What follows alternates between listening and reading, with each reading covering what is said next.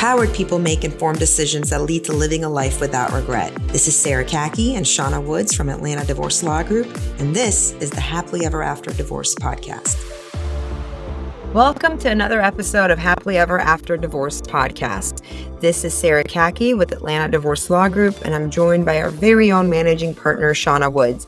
And our topic today is entrepreneur divorces. Shawna, what does entrepreneur divorces have that's different than any other divorce that we do? What makes them different? Well, typically what you're dealing with is somebody who is a small business owner, either in conjunction with their spouse or on their own. And they could have several different businesses. They could have one. And it brings different factors into consideration, different issues that we have to discuss. A lot of people don't understand on the outset because they've never been told. When I say they don't understand, it's not because they're ignorant. They just never took into consideration that the business that they have created, usually with blood, sweat, tears, and lots of lost sleep, is marital. Right. And subject to the division. And so there's a lot of things that come into what does that mean?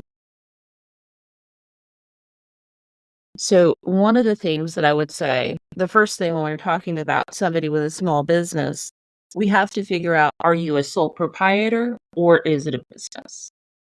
If you stopped working in it, if you went away, would the company go away?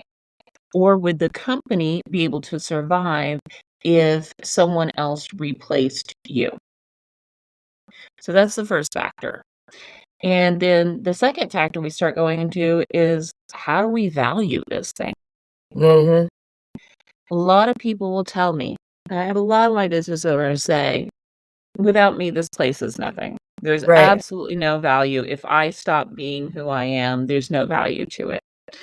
Well, okay, if you're a plumber and you are your sole employee and you go out and you fix the faucets, you're right. Without you, this company's not much.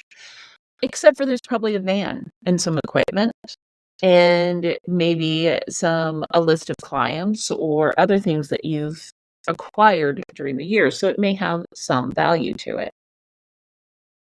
When we have something, and I have one of these right now, where we have joint owners, so spouses are owners Right. of the business. There's a lot of considerations to go into it. One, are we going to keep the business and still operate as business partners? Most of you out there, and I'm going to challenge the entrepreneur, most of you out there do not have an operating agreement. Whether it's a business with your spouse, you're the chief person in charge, or you have partners. You either have a very loose operating agreement or you don't have anyone at all. And the first thing I'm going to do is get in touch with my colleague who would be a business attorney and say, we're going to need a really strong operating agreement if these two spouses are going to continue to operate this together. If we're going to divide it, are we actually going to be dividing the business like a Trader Joe's divorce? Right.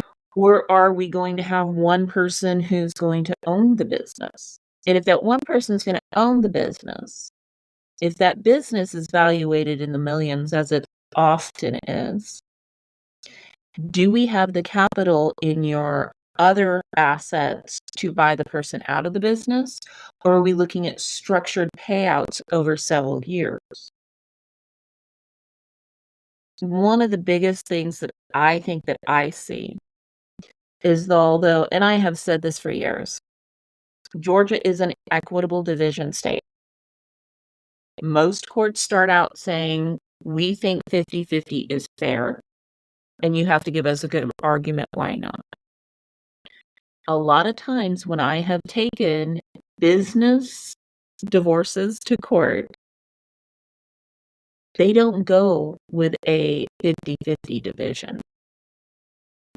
The divisions can swing wildly depending on who your forensic accountant is and what your evidence is in regard to the contribution of both spouses to this business. And I will say the evaluations piece of a business is quite critical. And who you're working with to get that evaluation is very important, because not all businesses get to benefit from the same type of evaluation. Um, the more a business is able to operate without its founder and owner, the evaluation goes up. So that's one factor. But also another big factor for evaluations is the type of industry you're in. Um, Industries that involve less people or more technology oriented, their evaluations go up and up and up. So I think that, sometimes you have somebody come in and their business is about to boom in a technology space. And that may have to be a big consideration for the divorce process, is a year from now, we could actually be looking at a completely different evaluation than we are today. So there's a lot of parts that goes into the evaluation. And I think that knowing that you're working with a team that understands business and understands that not all businesses get to enjoy the same kind of evaluations is critical, because we're looking beyond just what's in the operating account, beyond what was your gross revenue last year, what were your tax returns, what's your customer list. It can be a lot more involved than that. And sometimes evaluations can be crazy subjective.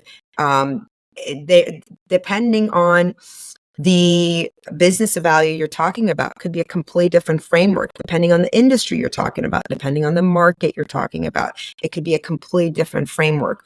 And the business evaluation can really just all of a sudden take over the entire divorce process. There's divorces that we had in our firm during COVID that the evaluations were wildly swinging from month to month, from one end to another end, to the point where nobody was comfortable settling. And it was almost like playing a game of poker on, do we take this to court or do we settle? Because nobody felt comfortable evaluating those types of businesses during the era of COVID. This was probably the worst time you could evaluate a business. It could either be highly inflated or incredibly undervalued. And then it just depends on as a business owner, if you're not sharing the business and you are the main owner of the business, obviously you want it to be undervalued. And if you're the person who is asking to get your equitable share of the business that's in your spouse's name, obviously you want it to be overvalued. So these strategies really, really have to be thought through carefully.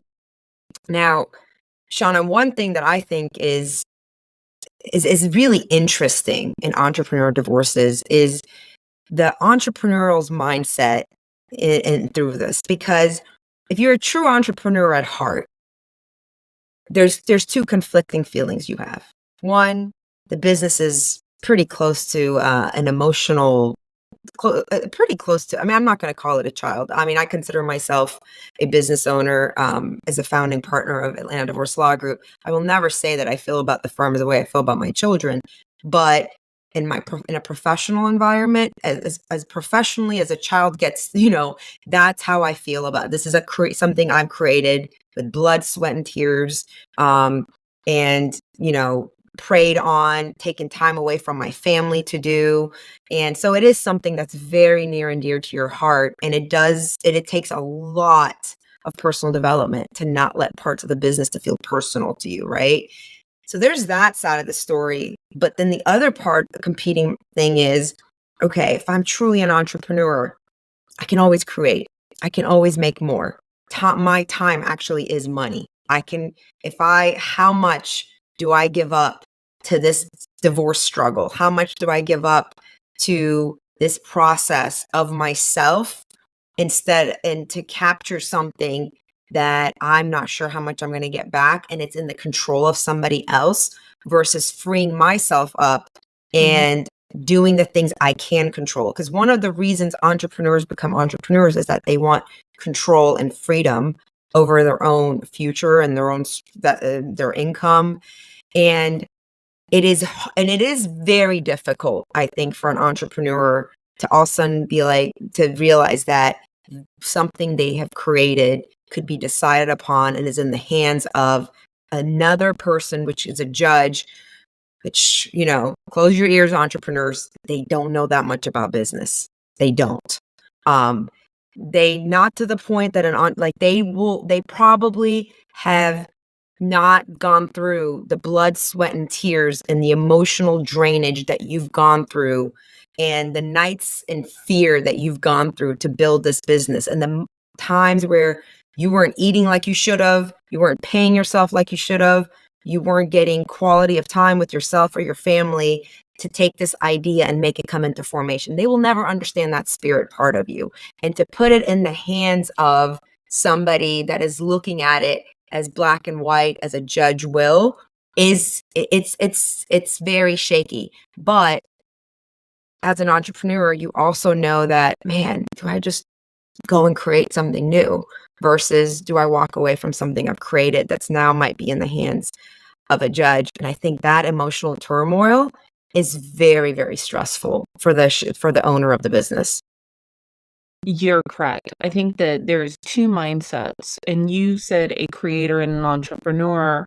And I think there's a difference between a business owner and an entrepreneur that is creative. Because I've had both. And I'm not going to say one is more tied to their business than the other, but in my experience, a person who's had one business, they're more emotional about the idea that this divorce may affect this business, that it affect their livelihood, affect what they have created because they put their heart and soul into this one thing, versus somebody who's created multiple businesses Right. who has the idea and understanding that they can walk away and recreate something else. And I've had, like I said, both of these situations. Now, to touch on what you were saying about the judge, and I do think that you explained it, and I agreed with you. When you first said it, I was like, there are a lot of judges out there who their past life as a lawyer was in business litigation. So they Mhm. understand your KPIs, they understand your QuickBooks, they understand the nature of businesses that are not like, I just had an appraisal on a house and I think this is what it's going to sell for. Businesses aren't that way, right? The ultimate decision of how much a business would garner would be if you could sell it. But most people don't want to sell their business. Most people want to keep getting the income for it. Getting the correct valuation is very important. Getting someone who's able to go to court and explain their valuation is extraordinarily important. And that's what we depend on our experts for. So the first thing that I do I mean, with all our clients, but with our business owners, with our entrepreneurs, tell me what your goal is, right? Tell me where your mindset is. Tell me where you want to be on the other side of this divorce. If it's to walk away with your business intact, let's focus on that. If it's, if I have to share this business with the other person, I'm okay with that because I have other fires and iron in the fires, I should Yeah. say. Yeah, that's fine too. So you have to understand where your client's coming from. And I think it does take a special mindset. When I first started 20 years ago, I didn't have that mindset. I had to teach myself the mindset because I hadn't familiarized myself with what it takes to be a business owner. I now, I go and network with people who are business owners. I hear their passion. I listen to them. They are up, like you said, Sarah, 7 in the morning, 5 in the morning, out there every day, making sure that they can put food on the table or they maintain their financial wealth in a world that is always changing. Always changing, and that's the scary part. I think that's one of the things we talk about is, are you of the mindset that change scares you? And if it does, how do we overcome it? Because going through a divorce, things are going to change. I And think my favorite thing that you brought such good clarity to is helping the client, asking the client, are you the owner of XYZ or ABC factory or are you an entrepreneur? Yes. I think helping them see that, do you want to be the business owner of this one business, or do you want to be an entrepreneur? Because if you see yourself as an entrepreneur, your emotional attachment and the emotional roller coaster of the divorce will not crush your clarity on deciding how much ROI is there in fighting this battle for the evaluation of this business and fighting this divorce and trying to get every dollar and cent out of that business back versus, you know what? My time is the most precious thing, because that is what the entrepreneur's mindset. My time is the most precious thing. If not this, next. And quite frankly, there's no wrong answer. If you see No. yourself tied to the business, I have this client, a wonderful client that I really have enjoyed working with, who has a family business. His identity has been wrapped up in this family business since he was a child, and is extremely important for us to keep this intact, which we did. There's nothing wrong with that mindset, right? That was where his goal was. I have another client right now who sold a business and often creating another one, Right. right? That's their mindset. So it really is about your goals and us working with you to accomplish your goals. And I really do absolutely hands down love working with our entrepreneurs and our business owners. I think they're fabulous people who, once you talk with them a while, they're able to take their emotions back out of it and look at the bigger picture, because they've been doing that almost their entire lives. Yeah, I think that they're truly the creators of their lives.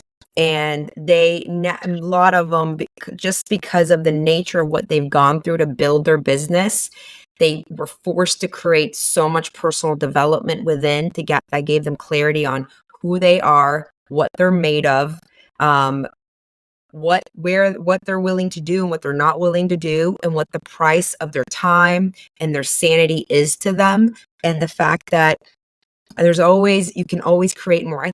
Entrepreneurs, by nature of what they've had to create, understand that there is always an unknown, right? There is no such thing as a comfort zone. There is no such thing as having all the answers. We all live in the unknown. That is part of the tough skin that the entrepreneur had to create in order to create what they've created. And having that, it already sets you ahead mindset wise and going through divorce, because one of the hardest parts of divorce is just facing the unknown. And the entrepreneur, usually they naturally have that. Now, there's another side to the whole entrepreneur divorce story, and that's the spouse. That's the spouse who put in sweat equity along with the entrepreneur, right? And what we frequently see is there was at some point this joint vision together to build something together, and one spouse supported the other one to go and create this business, to go and on the entrepreneurial route or business ownership route. And maybe they decided to take on more at the home. Maybe they decided to work a full-time job in order for the entrepreneur to go and not be profitable for a while. Or maybe they were even supporting the entrepreneur's business, right? And what from a mindset perspective, what happens so often is somewhere the business had these two partners grow apart, because building your own business, becoming an entrepreneur, for better or for worse, it changes you, right? Because you have to dig deep and you have to uncover parts of yourself that are relentless, that are super resilient, that are tough, that can take a beating and still push through. And that comes at a price. That comes at a price of transforming you into a person who gets stuff done, who comes into a room and has answers and understand and starts realizing how their time is money. And so it's a transformative process. And if your spouse wasn't on that journey with you, the emotional journey of it and the personal development journey of it, at some point you may end up realizing that you've grown apart, and you may be leaving your spouse behind, or they may no longer want to be with you because they no longer recognize who you are. And it's so heartbreaking. I do find this to be very, very heartbreaking part of entrepreneur divorces because it started from a joint vision of what they were building, what they were supporting each other to build together. And I have a lot of entrepreneur friends, and I don't know many of them who never had this fork on the road, and some made it and some didn't.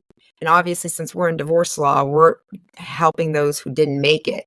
And I think that it doesn't mean that either party's a bad person or either party's a good person. It's just at some point, the business just created this divide between them that just grew bigger and bigger and bigger. And at some point, they may or may not be able to overcome it. But there is, we've represented the other spouse as well, right? The one who feels they got Oh, left behind. sure. Oh, goodness. I mean, I can tell you in my case, like right now, it's mostly business owners or their spouses that I represent, or entrepreneurs. Um, Wonderful woman who I represent right now, who's been married 30 plus years, raised 5 children. Um, she's employed, but primarily her job was to be that corporate wife, right? To not necessarily work in the business, but support all of the other things that go along with supporting a business. Don't worry about, I've got the household, you go take care of the business. I've got the kids, you go take care of the business. I've got your sick mom or dad, you go take care of the business, right? Doing all of that, what we call emotional labor, and a lot of time it is physical labor, that doesn't get a paycheck, right? But they are supporting the entrepreneur, they're supporting their business owner, and they too have contributed to this success. So just as much as the business owner identity is tied into the business, their identity may be tied into it too, because although they weren't working in the business, they were working to do everything else that that person didn't have to do so that they could go work those 12 to 16-hour days that we've all had to put in sometimes. So, yes, it is very emotional, I think, for both, because the business owner, the entrepreneur in that situation can think and can have that mindset. Okay, yes, I may have to give this person half of the value of this business, but then the business continues to grow. I still get more. I can still go out and create more because I have the credentials. I have the credibility with the people in the community. Um, and here's this person who's like, okay, this is all I get, right? Yeah. I'm not the creator. I'm not the entrepreneur. I'm not the person. So they're a lot more emotional sometimes about what it is and how I'm going to financially live on the amount that I have right now, or the amount that I'm going to get from the business. And a lot of times that comes, you're talking about fear, and the entrepreneur sometimes doesn't have that fear of the unknown. That spouse lives in that fear of Right. the unknown Right. because they've always depended on that person for their financial resource. So, Shauna, how much security does the system provide for the supporting spouse that did, take on personal blood, sweat, equity to pay that kind of blood, sweat, equity into supporting the other spouse to establish this? So I'm going to give you the best lawyer answer. It It depends. depends. Yeah. So what are some of the factors that you would analyze in that situation? The first factor that I'm going to analyze is, what are your expectations and are they reasonable? If you come to me and you are mid-50s and you are employable and you have a job and you could reasonably support yourself, but not to the level of lifestyle that you're used to. If you can reasonably support yourself and you're asking for lifetime alimony, the court's not going to support that. Mm, In my 20 years of experience, very few people have gotten lifetime alimony from the court. It does happen. I'm very happy when it happens. I could name names, but we're not going to. Um, that being said, so expectations are the first thing that I have to assess in my client because there's a fear factor out there. The second thing, and it's very important, is when we have sufficient information, which means sufficient discovery that I know whereabouts, this estate is valued at all in, I'm going to pull in our financial advisor to talk with my spouse who hasn't been in that realm, to talk to them about what their financial goals are. So when you talk about success, you have to talk about what your goals are because goals are always in conjunction with success. So I do think that it's very successful for many of the spouses when they have their expectations that are realistic. And that doesn't mean low at all. It just means realistic expectations. And having realistic expectations means removing the fear factor of saying, okay, if I only have $3 million between now and when I retire to live on, how can I invest this well so that I can continue to be that stay-at-home mom for my children, right? Or what is it I need to purchase for this house? What is the next step? So I do think that the court supports these spouses. It's just sometimes the spouses have expectations of continuing to have the whole financial pie when you're not going to have the whole financial pie. I mean, the other trouble I see is they have done a lot to emotionally support their entrepreneur spouse. They've encouraged them. They have stepped in and been the admin assistant when they needed to. They licked stamps for them when they needed to. They took on all the parenting at times to free up the time of the entrepreneur spouse to go and build and create. But they may not fully understand the P&L and the cash balances. So what they see is, wow, here's a business that's grossing $6-7 million a year. This business seems to be doing well. It has 20 employees. It had this many customers. It has a good brand. It has a good name. Wow, we got to go to Hawaii last year, and we drive these cars, and he or she bought this or that, and they think all that equates to a business that has a substantial operating account, and it does not need to.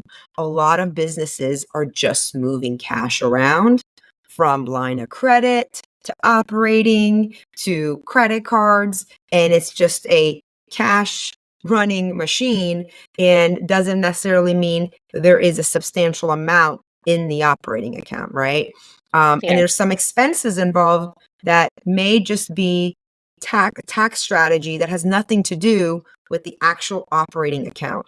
And I think for the non-business minded spouse, that is very difficult to understand. And one of the most dangerous things I see is when they go hire a super litigious, super aggressive attorney that also doesn't understand business and just sees a massive business on the other side and says, "Ooh, we should go after this. You should get a huge payout out of this." And then we're 2 years into litigation and we've blown up the entire future nest egg and blown up the whole pie for both parties included, by the way, because we didn't have business-minded people advising on either side. Absolutely. I call it sometimes when the spouse is saying, but we bought a $150,000 car straight with cash. Okay. Did you do that all the time?